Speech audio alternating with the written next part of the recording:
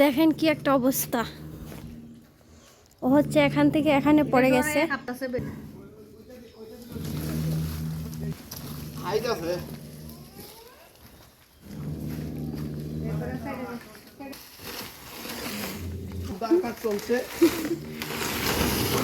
এ উঠতে পারবো উঠতে পারবো।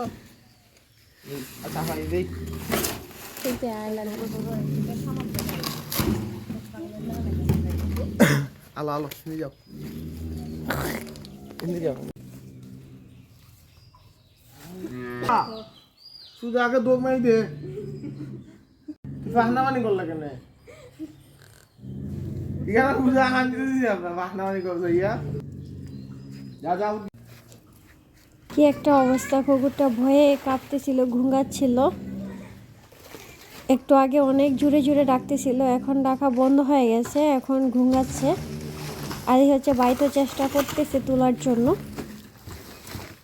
কুকুরটাকে উদ্ধার কাজ চলছে। কুকুরটা হচ্ছে গিয়ে প্রচুর ভয় পেয়ে গিয়েছিল, তা নাহলে কিন্তু ও উঠতে পারতো।